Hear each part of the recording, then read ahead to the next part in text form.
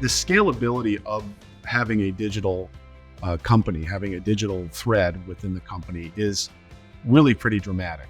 You can certainly look at increasing the volume for what you're manufacturing pretty easily. You can simulate from an industrial standpoint. You really have a much better view of the future and what's happening.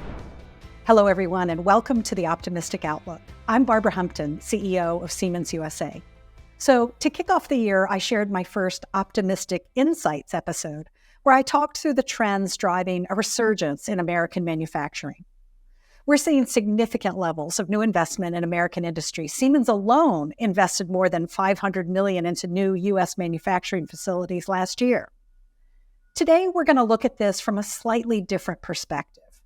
We're going to think about the nation's existing supply chain, in this case, one that provides component parts to the manufacturers building aircraft for American aerospace.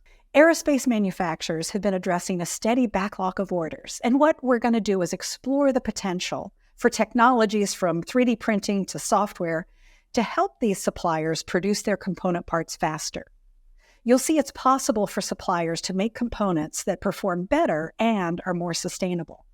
Our expert to guide us through this is Brian Neff. He's the CEO of Sintavia, an additive manufacturing firm supplying vital components for companies such as Lockheed Martin, Northrop Grumman, and others. And you might recognize this name because Brian has been on this podcast before in 2021. Let's get into the conversation. Brian, it's great to have you back on the podcast. Thank you very much for having me. Hey, in our last conversation, you painted the picture of the potential for additive manufacturing or 3D printing in the United States. And today I want us to look at this a little differently. I want us to think about how we can enable additive manufacturing, how we scale additive processes across American industry. But first, let's start with the why. You know, I was looking back at our first conversation and I saw a reference to a trend we've been calling glocalization. It's a world that's ever more global, ever more connected, but where we recognize the value of manufacturing things closer to the point of demand. So glocalization has been bringing out new investment. At the same time, our supply chains supporting American aerospace remain under tremendous pressure. So let me ask you, how has your vision for being an additive company given you an advantage in serving your customers? Well, first, thanks again for having me on 3 years after I was here the last time. This is an exciting podcast to join, and I always enjoy the questions and the discussion. I think first, you have to think about our development as a company.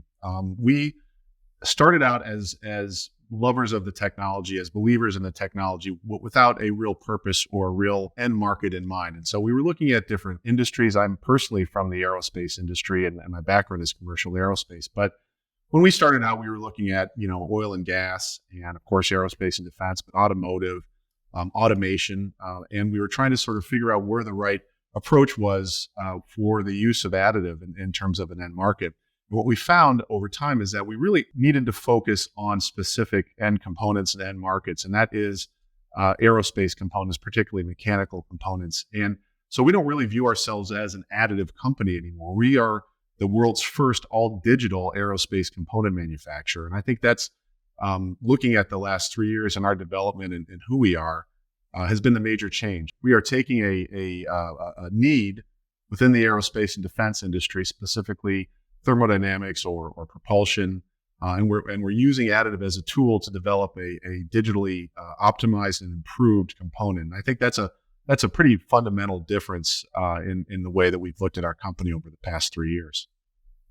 Well, let me follow up on that and spotlight part of your strategy. As you shared with our audience before, with 3D printing, you can really make anything that you can dream up and design virtually. You took a more focused approach, though, as you say, dialing in on a few components that are essential to the aerospace industry. Take us through the journey and tell us a little bit about what Sintavia makes and then the evolution of how you've improved those components. We were sort of looking at the end markets within aerospace and defense, and we really found that where the interest is and where the real need is for complex mechanical components really was on the defense sphere. I had never in my past career been a defense contractor or supplier up into the Department of Defense, but just given the geopolitical considerations out there, some of the military technology considerations out there, certainly, as you mentioned, supply chain considerations, it was just very apparent that defense was where the attention was, where the funding was. And I think that's pretty consistent if you look at historical trends in technology and in innovation. Certainly the internet is famously funded originally by the Department of Defense, but telecommunications, commercial nuclear industry, even the modern jet industry, these were all technologies that were first funded and really developed by the Department of Defense, and then transitioned into the world of the commercial user. And I think we've all benefited from those technologies as they've matured. And that's kind of where we see aerospace components really being at this point, and something that was the need for a quieter submarine, or need for a faster rocket, or a better performing heat exchanger on a fighter jet. They're all really, really important requirements that we have, that the department has, that we have transitioned and really been able to supply. We know that, the depletion of defense articles, as we engage in conflict around the world, it's really an issue of, can the defense industrial base support the scale of production that's required right now? How do you think additive is going to factor into that equation? Well, what's been very interesting to see with a conflict such as the Ukraine conflict is a couple things. And I've studied this. Obviously, I'm involved with this to some degree. Number one, the quality of our munitions and our material is better than our adversaries on a part for part basis. That's the good news. The bad news is that it's very, very difficult for us to maintain that material. And I always look at the Bradley fighting vehicle. The treads on those vehicles, they break, and when they break, the whole vehicle is immobilized, and there's a very long lead time to get parts to resupply those. As an example of using additive at the point of need, or near the point of need, with Ukraine, I think we've seen the fact we do have good equipment out there, but we're not able to really support it as well as we should. And so additive really is a solution to that at the point of need, at the forward operating bases. The next generation of fighters will absolutely have to rely on additive to build their aerostructures, to build their gearbox housings, et cetera. As you've thought about the evolution of this, one of the things I'm curious about, I read your press release from last summer, and the work that you're doing now, as I understand it, in larger format items.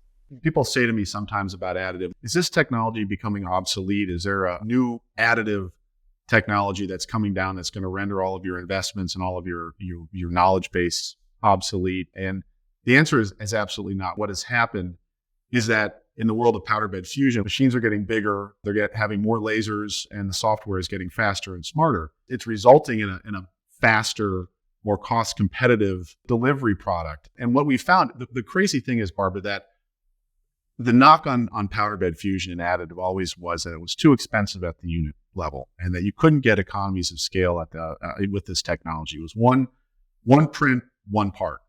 And I get that when you're dealing with very small, somewhat slow single laser systems. When you start to add 4 lasers or 8 lasers or 12 lasers, you really do start to see economies of scale, and you really, really, really do start to be competitive with traditionally manufactured components. And that's the buy-in that we're seeing across the market, is that the traditional versions of these components are now more expensive than the additive version. And the other thing that happened was in June of last year, we sold a minority position in our company I sold, since I'm the majority owner, to Lockheed Martin. And that has been it was such a smart move on our part, and it was really something that has panned out for us almost a year later. And that's because, as the largest defense contractor out there, Lockheed, they always like to say that their supply chain is the defense industrial base. And I think that's very, very powerful, in that they have contacts across pretty much every program that's out there, and they're able to see which areas have the greatest need.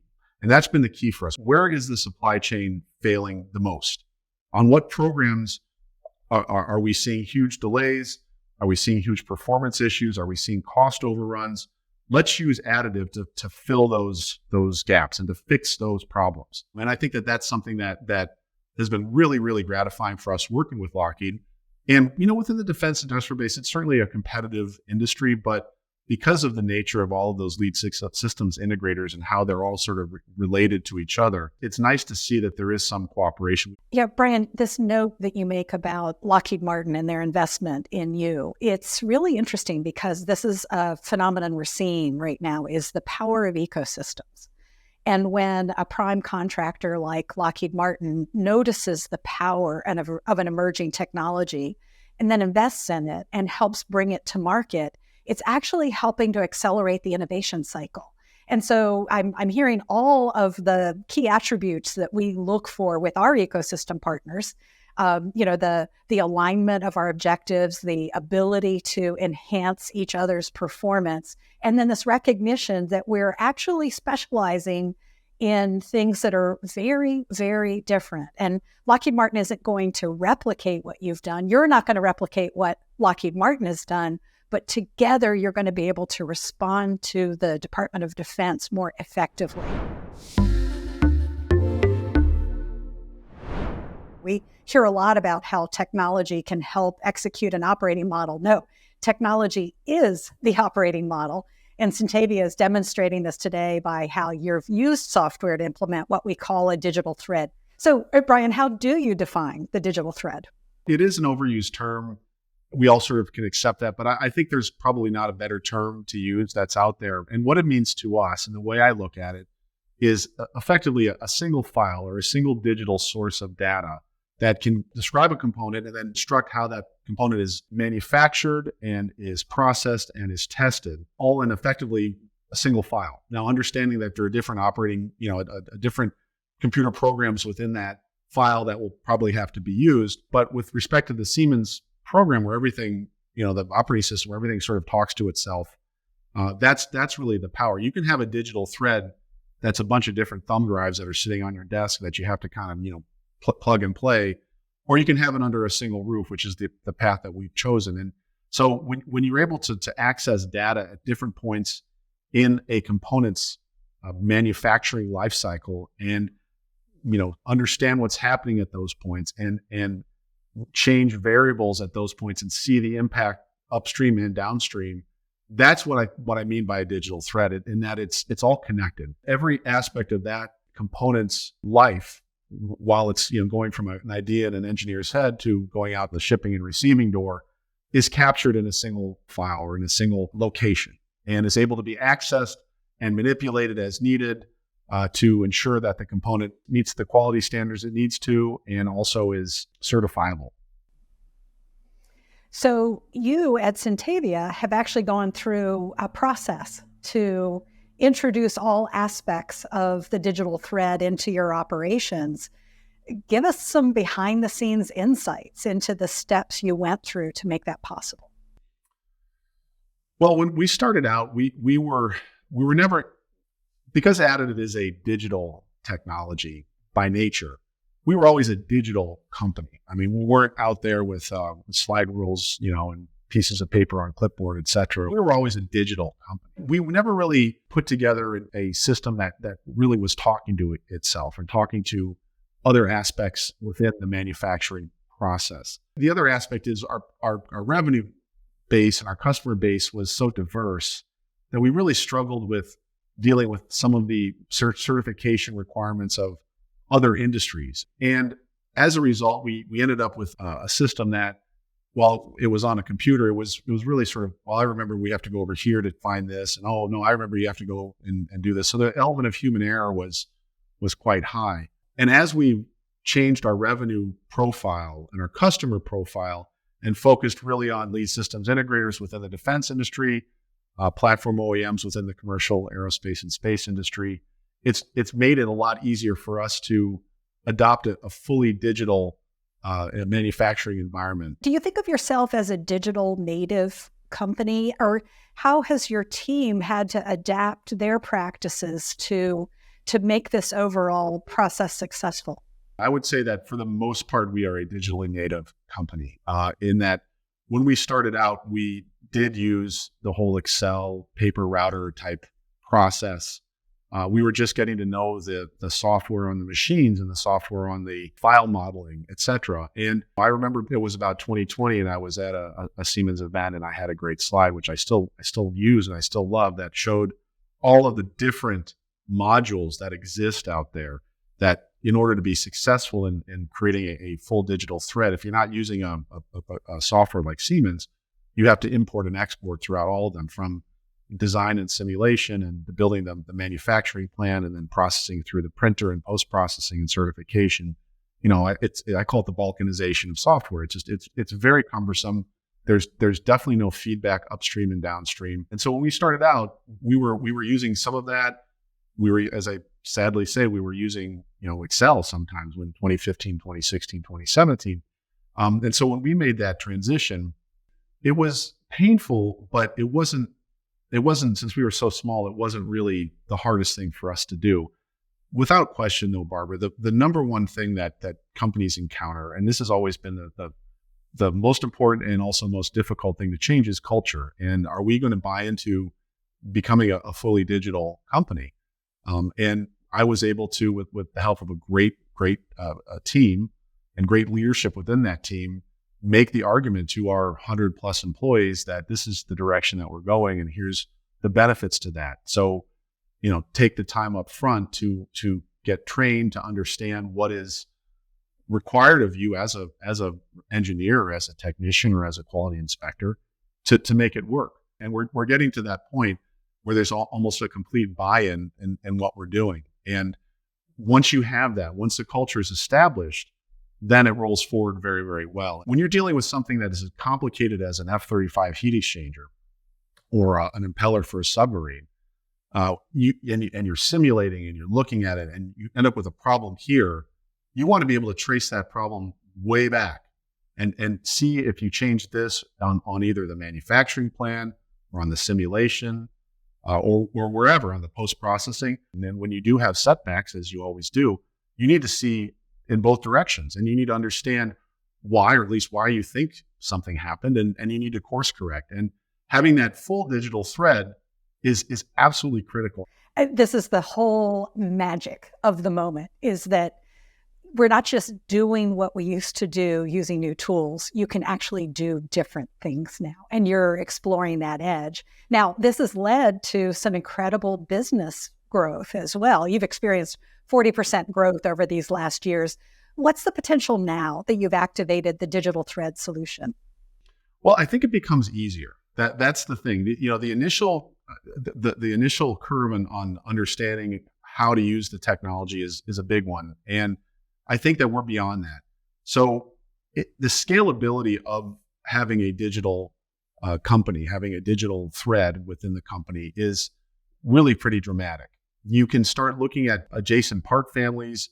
You can certainly look at increasing the volume for what you're manufacturing pretty easily. You can simulate from an industrial standpoint. I know that's an area that I've spoken with Siemens about, is what is the impact on your shop floor, like just from a scaling up standpoint, how does that look? You really have a much better view of the future and what's happening.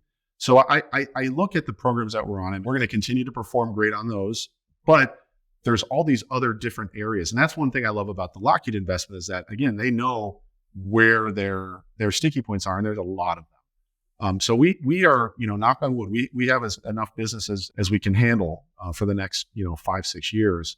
And having that digital backbone is really how we're going to be successful at doing that. I mean, in my career, once you get to 20, 30, $40 million of sales, getting to $200 or $300 million of sales is actually pretty easy. But you can only get there if you have a really, really good system in place, certainly from a manufacturing standpoint. And I think that that's where we are right now. And the future is very, very bright. So your own operations are benefiting. I'd love to hear what advice you have for small or medium-sized businesses, particularly those who are thinking about, making a change while they actually sustain their continuity of operations. Understand that we live in the world of additive in a digital environment. That's not going to change. Be grateful that you're a digital company to begin with, not the traditional manufacturer trying to make the change. So I think that makes it easier. But bite the bullet, make the investment, You don't have to eat the whale in one bite, so to speak. Start out with something that is more understandable, and then have a plan to continue to add on different modules. I mean, it took us years to get to where we are because we did it in a very sequential manner. And I guess the last thing is just to be patient and to have your team really buy into what you're doing, explain why you're doing what you're doing. Well, Brian, it's been great to have you back. And I'm sure you remember, I always like to end our shows by turning the floor over to you to provide an optimistic vision for the future. If we are able to take these next steps as you've been experiencing them, how is this positively going to benefit American manufacturing? Well, I think all the goals that we've had and that we spoke of in the past and that people still speak of still exist and are still going to come to fruition as the adoption curve continues on the use of additive as a manufacturing technology. Better productivity per employee, a more sustainable manufacturing process, lower unit costs, more secure supply chain. All of these goals are going to happen. And I think as the machines get bigger, as the software gets faster and there's more lasers, as I mentioned, you will start to see the unit costs really drop. And that is going to be what really helps this technology take off. But the digital manufacturing itself is I sometimes conflate the two. I think of additive as the digital manufacturing and digital manufacturing as additive. But I think digital manufacturing is much larger, and there's a lot of other great opportunities for use of the software and the idea of the digital thread.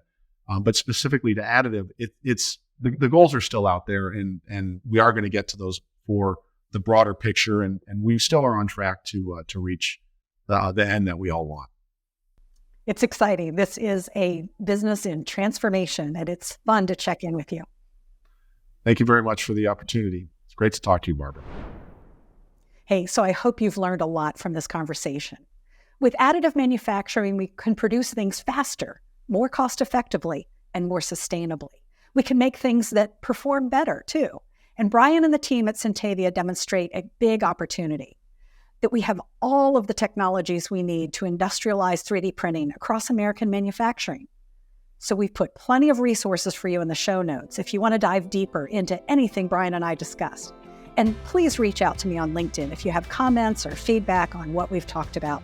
I'll see you next time. Please follow us on social media and on your favorite podcasting platform. Thank you for tuning in.